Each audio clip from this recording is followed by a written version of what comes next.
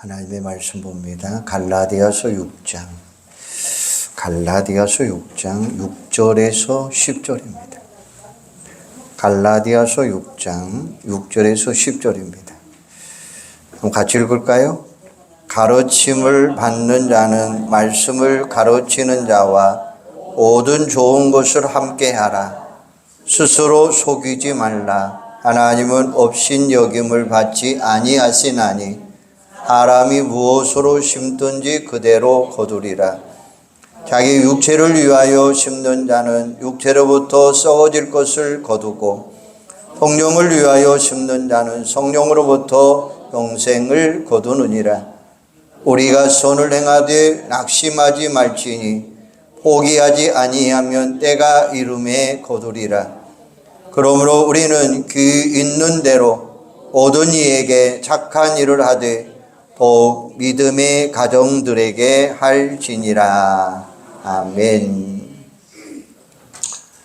오늘 말씀을 보면 심는 대로 거둔다라고 하는 진리를 오늘 우리에게 선포하고 있습니다. 육체를 위하여 심는 자는 썩어질 것을 거두고 성령을 위하여 심는 자는 성령으로부터 영생을 거둔다. 분명하게 말씀하고 계십니다. 이것은 하나님께서 세우신 질서예요. 이 질서는 절대로 변하지 않습니다. 우리에게 좋은 것을 많이 심어서 좋은 열매를 많이 거두라고 하신 말씀이죠. 오늘 본문은 하나님은 신실하시다라고 하는 전제로 우리에게 말씀하고 있습니다.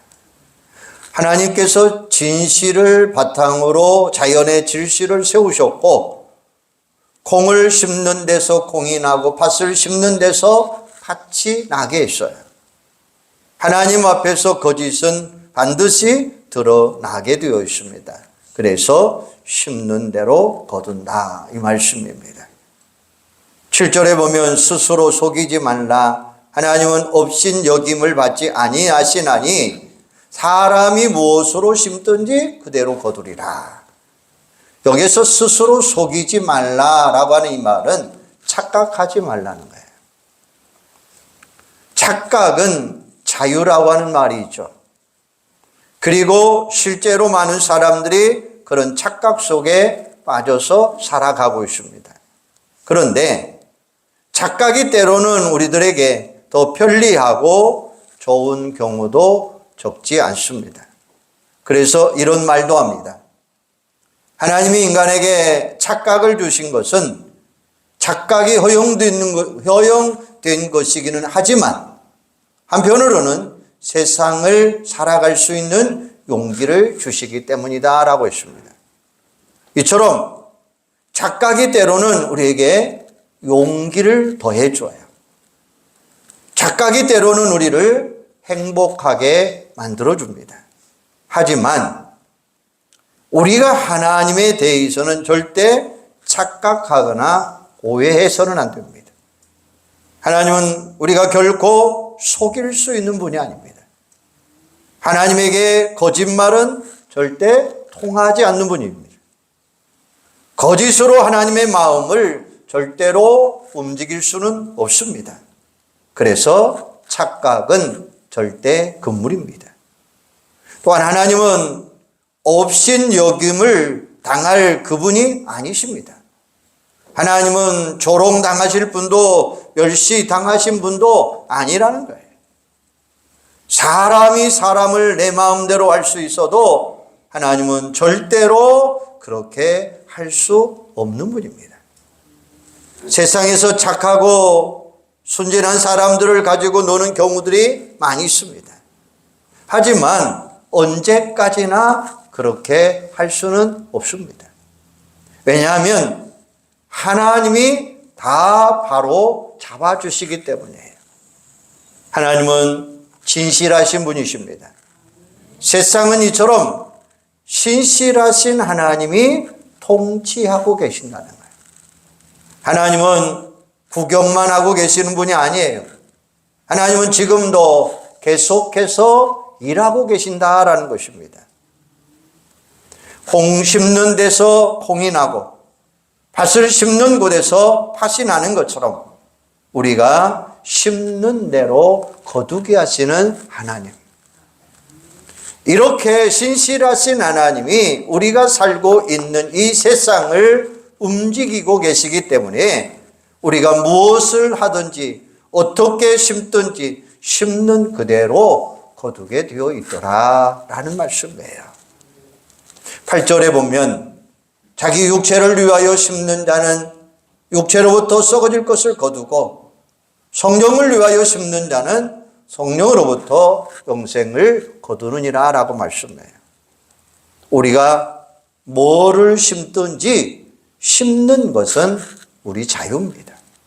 하지만 그 결과를 거두는 데는 반드시 그 책임을 내가 감당해야 된다는 거예요. 육체를 위하여 심는 사람이 썩어질 것을 거둔다고 해도 나는 할 말이 없습니다.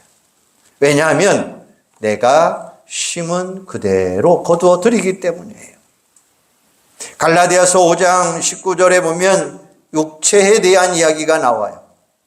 육체의 일은 분명하니 음행과 더러운 것과 호색과 우상 숭배와 주술과 원수 맺는 것과 분쟁과 시기와 분냄과 당짓는 것과 분열함과 이단과 투기와 술 취함과 방탕함과 또 그와 같은 것들이니라 라고 말씀해요. 그리고 실제로 그렇게 행한 사람은 하나님의 나라를 결코 유업으로 받을 수 없다라고 분명하게 선포하고 있습니다. 그래서 성도들은 항상 육체를 따라서 살지 말고 성령을 따라서 살아가셔야 돼요. 육체와 함께 내 감정, 내 욕심을 십자가에 못 박아버리고 오직 성령 충만한 삶을 사는 여러분들이 되기를 소원합니다. 성령을 따라 서로 사랑해야 되고 성령을 따라 함께 기뻐해야 되고 성령을 따라 화평을 도모하는 사람이 되고 성령을 따라 오래 참을 줄도 알아야 되고 성령을 따라 자비를 베풀 줄도 알고 성령을 따라 선한 일을 하고 진실하게 행하며 온유하며 절제해야 됩니다. 그래야 우리가 하나님의 나라를 유업으로 받게 되고 영원한 생명을 누리게 될 줄로 믿습니다. 그런데 우리가 육체를 따라가면 재미있고 성령을 따라가면 거기에는 열매가 있습니다. 그런데 열매를 맺기까지는 굉장히 오랜 시간이 필요해요. 그래서 선을 행하다가 낙심하지 말라라고 이야기하고 있어요. 그래서 성경은 우리가 선을 행하되 낙심하지 말지니 포기하지 아니하면 때가 이름에 거두리라 라고 말씀합니다. 여러분도 선을 행하다가 혹시 낙심하지 마시고 때가 되면 반드시 열매를 거둔다라는 사실입니다. 그러므로 선을 행하다가 아무리 힘들고 피곤해도 끝까지 인내하는 여러분들이 되기를 주님의 이름으로 축원합니다. 인내는 우리에게 굉장히 중요한 거예요. 인내하지 못해 이를 그르치는 경우도 수없이 많습니다. 선을 행하다가 조금만 힘들고 어려워도 낙심하거나 포기하는 사람들이 많이 있어요. 그런 사람들은 절대로 큰 일을 감당할 수가 없을 것입니다. 흔히 끝까지 잘 참고 견디는 사람을 우리는 인동초로 비유하고 있습니다. 얼음 속에 갇혀있던 인동초는 봄이 되면 꽃봉오리를 조금씩 터뜨리다가 결국에는 얼음을 깨뜨리고 나와서 예쁘고 아름다운 꽃을 피우고 있습니다. 우리도 이런 인동초와 같은 사람이 되어야 됩니다. 선을 행하다가 낙심하거나 포기하지 말고 인동초처럼 아무리 힘들고 어려워도 끝까지 참고 인내하면서 아름다운 열매를 맺어 하나님께 영광 돌리는 여러분들이 되기를 소원합니다. 10절에 보면 그러므로 우리는 귀 있는 대로 모든 이에게 착한 일을 하되 더욱 믿음의 가정들에게 할지니라. 이렇게 말씀해요. 우리도 하나님의 신실하심을 믿으면 착한 일을 많이 해야 돼요. 우리 성도들은 선을 위해서 창조되었다. 바로 우리가 믿음으로 구원받았습니다. 하지만 선행은 성도인 우리가 마땅히 해야 할 도리입니다. 그리고 하나님께서 우리를 창조하신 목적입니다. 그래서 에베소 2장 10절에 보면 우리는 그가 만드신 바라 그리스도 예수 안에서 선한 일을 행하기 위하여 지음을 받은 자다. 이렇게 말씀해요. 우리가 믿음으로 구원을 얻었다고 해서 선행을 소홀히 여기면 안 된다는 거예요. 하나님이 우리를 구원해 주신 목적이 선을 행하는 일에 있음을 우리는 분명하게 기억하셔야 돼요. 하지만 우리가 착하게 살고 싶다고 해서 다 되는 게 아니에요. 선행은 우리가 열심히 배워나가야 됩니다. 숨을 쉬거나 잠을 자는 것처럼 저절로 자연스럽게 되는 게 아니에요. 그렇게 되는 것은 선이 아니라 오히려 악이 더 그렇습니다. 여러분, 어린아이들 한번 보세요. 악은 가르쳐 주지 않아도, 배우지 않아도 마치 배운 것처럼 너무나 잘합니다. 그러면 우리가 선을 행하기 위해서는 열심히 훈련이 필요하다는 거예요. 물론 선을 행하는 일에 있어서 우리의 노력도 필요하겠지만 성령의 도우심은 반드시 필요한 거예요. 왜냐하면 성령께서 우리에게 말씀하신 대로 살아갈 수 있는 능력을 부어주시는 거예요. 우리의 성품을 변화시켜주고 거듭나게 해주고 하나님의 뜻대로 살아갈 수 있도록 우리를 적극적으로 도와주시는 분이 누구냐? 바로 성령이라고 하는 사실이에요. 그러므로 선을 행하다가 비록 실패한다 할지라도 낙심하지 말고 성령의 도우심을 꼭 구하는 여러분들이 되시기를 바랍니다. 성령의 도우심으로 우리가 선을 행할 수 있는 거예요. 그런데 이런 선행에는 반드시 하나님의 보상이 포함되어 있다는 거예요. 우리가 행한 대로 갚아주시리라. 우리가 선을 행하면 실제로 땅에서도 복을 받고 장차 하나님의 나라 들어가서도 복을 받게 됩니다. 그러므로 시간이 좀 걸리더라도 끝까지 참고 기다리시고 우리가 말씀하신 대로 살면 하나님께서 반드시 우리에게 복으로 채워주신다는 거예요. 자손들에게도 복을 주시고 우리에게 영원히 사는 복을 허락하여 주실 줄로 믿으시기를 바랍니다. 7절 하반절에 보면 사람이 무엇으로 심든지 그대로 거두리라. 우리에게 많은 익숙한 말씀이죠. 우리에게 엄숙하게 명령한 말씀이에요. 이 말씀을 대할 때마다 우리는 과연 나는 무엇을 심고 있는가? 오늘 나에게 한번 이 질문을 던져보아야 돼요. 이 질문은 삶의 후반부에 다다른 사람들에게만 해당되는 말씀이 아니에요. 모든 사람들에게 더 중요한 질문이라는 말씀입니다. 왜냐하면 지금부터 잘 심어야 나중에 가서도 많은 것을 거둘 수 있기 때문이라는 것입니다. 우리는 이 질문 앞에 나 자신 앞에 분명하게 던질 필요가 있다고 하는 사실이에요. 하루를 시작하면서 오는 나는 무엇을 심을 것인가?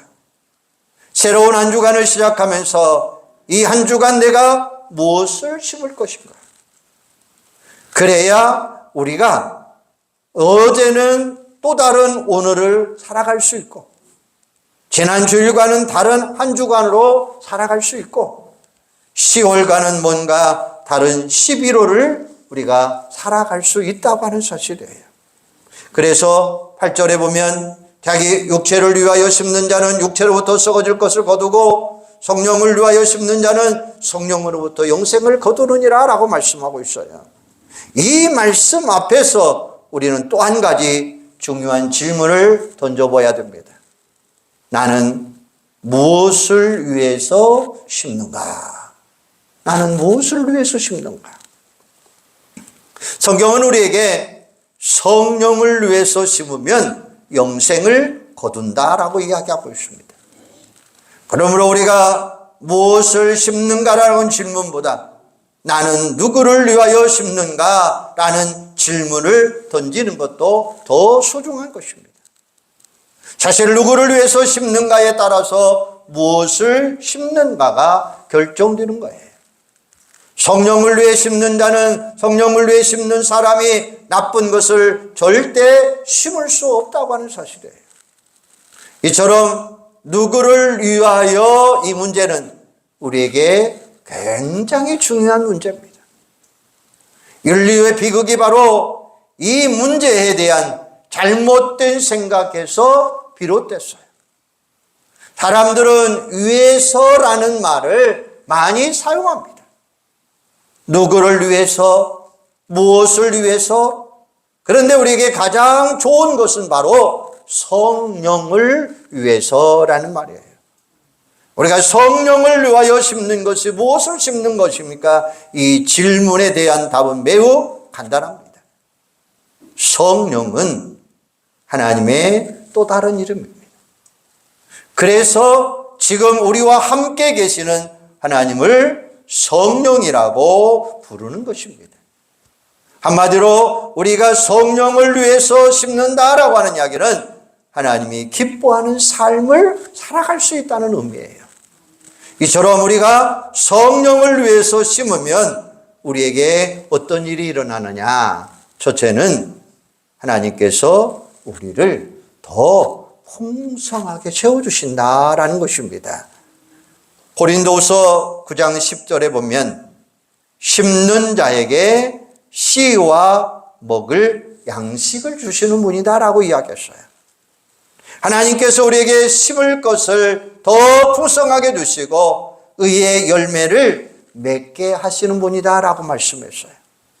또한 하나님의 신실하심을 우리가 더 신뢰하시면서 살아가셔야 돼요. 왜냐하면 우리가 무엇을 심든지 그대로 거두게 되는 것을 눈으로 직접 볼 수 있습니다. 육체를 위하여 심는 자는 육체로부터 썩어질 것을 거두고 성령을 위하여 심는 자는 성령으로부터 영생을 거두게 되는 것을 반드시 눈으로 볼 수 있다고 하는 사실이에요. 그리고 낙심하지 말고 포기하지 말고 선을 행하면 반드시 열매를 경험하게 될 줄로 믿습니다. 농부들은 땅은 진실하다라고 이렇게들 이야기하셔요. 왜냐하면 내가 노력한 만큼, 내가 땀을 흘린 만큼 그대로 보답해 주기 때문이에요. 그런데 하나님은 그보다 더 진실하신 분이라는 사실을 알게 될 거예요. 그러므로 성령을 위하여 심는 사람들은 어떻게 해야 됩니까? 오래 참고 기다리시기를 바랍니다. 야고보 5장 7절에 보면 그러므로 형제들아 주께서 강림하시기까지 길이 참으라. 오라 농부가 땅에서 나는 귀한 열매를 바라고 길이 참아 이른 비와 늦은 비를 기다리나니 너희도 길이 참고 마음을 굳건하게 하라. 주의 강림이 가까우시리라 라고 말씀하고 계셔요. 육체를 위하여 심지 아니하고 성령을 위해 심었던 대표적인 사람을 뽑으라고 한다면 저는 요셉을 뽑고 싶습니다. 보디발의 아내가 집요하게 유혹할 때 요셉은 단호하게 물리쳤습니다. 만약에 요셉이 그 유혹을 받아들였다면 요셉은 육체를 위하여 심는 자가 되었을 것이고 결국에는 썩어질 것을 거둘 수밖에 없었을 거예요. 그런데 그렇게 유혹을 물리쳤는데도 요셉이 오랫동안 참고 기다려야만 했습니다. 감옥에 들어가서 2년 이상 옥살이를 합니다. 하지만 끝까지 참고 견딤으로 말미암아 결국 요셉은 애굽의 국무총리가 되었고 민족을 구원하는 사람이 되었다고 하는 사실이죠. 욥도 마찬가지입니다. 오랜 고통을 경험하면서도 끝까지 인내하고 하나님에 대한 신뢰를 쌓은 가운데에 문제는 다 해결되잖아요. 누구보다도 인내를 잘한 사람의 본보기가 되었기 때문에 욥의 인내를 배우라라고 야고보 5장 10절은 말씀하고 계셔요. 지금 내 눈에 당장 보이지 않는다고 해서 아무렇게나 심어서는 안 됩니다. 금방 심판이나 보상이 없다고 해서 낙심하거나 포기하거나 의심해서도 안 됩니다. 우리가 성령을 위하여 심으면 결국 무엇을 거두게 됩니까? 오늘 말씀해 보면 영생을 거두느니라 라고 말씀하고 계셔요. 선을 행하는 자는 생명의 부활로, 악을 행하는 자는 심판의 부활로 나오리라 라고 말씀하고 계십니다. 지금 나는 얼마나 많이 심고 있습니까? 성령을 위해 우리는 많이 심으시기를 바랍니다. 이 말은 우리가 선한 일을 많이 하고 영혼을 살리는 일을 많이 하라는 말씀이에요. 우리가 많이 심어야 많은 것을 거둘 수 있습니다. 고린도서 9장 6절에 보면 적게 심는 자는 적게 거두고 많이 심는 자는 많이 거두느니라 라고 말씀했어요. 한동안 교회가 양이냐 질이냐를 놓고 토론을 벌인 적도 많이 있습니다. 그때 나온 말이 양 속에 질이 있다라고 이야기했어요. 이 말은 양이 많아야 질도 좋아질 수 있다는 거예요. 바로 어쨌든 우리는 많이 심으셔야 돼요. 그래야 많은 것을 거둘 수 있다는 거예요. 지금 우리는 어떻게 살고 있습니까?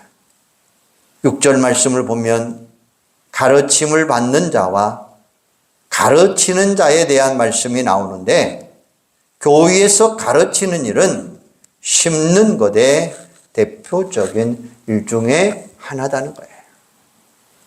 모든 일에는 원인이 있고 결과가 있습니다. 열심히 하지 않아도 잘 될 것이라고 생각하는 것은 우리 스스로 나를 속이는 거예요.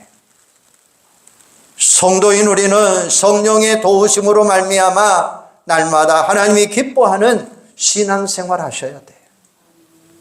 갈라디아서 6장 말씀을 살펴보면 9절과 10절에서 굉장히 중요한 변화되는 말씀이 하나 있어요.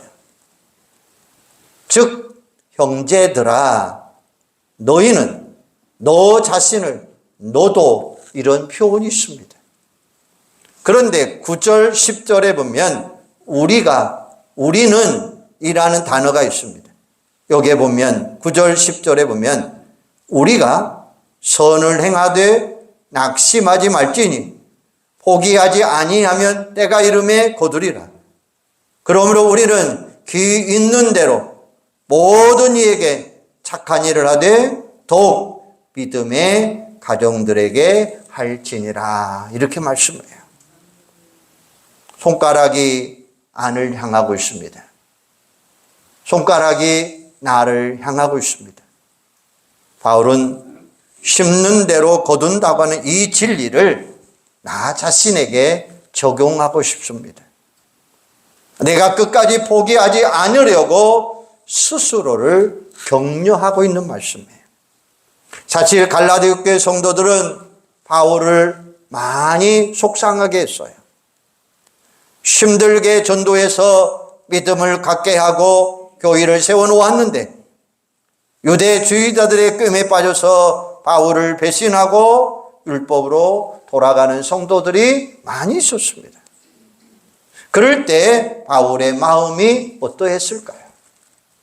속상했어요. 낙심했습니다.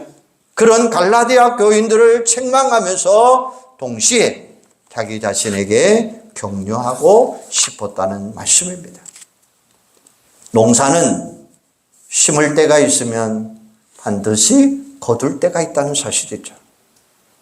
1년에 두 번 거두는 것을 이모작이라고 하고 3번 거두는 것을 삼모작이라고 하죠.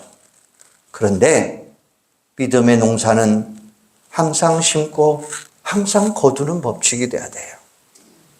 거두면서 오늘 말씀이 진리라고 하는 사실을 깨닫고 다시 심고 다시 또 심는 여러분의 인생이 되시기를 바랍니다.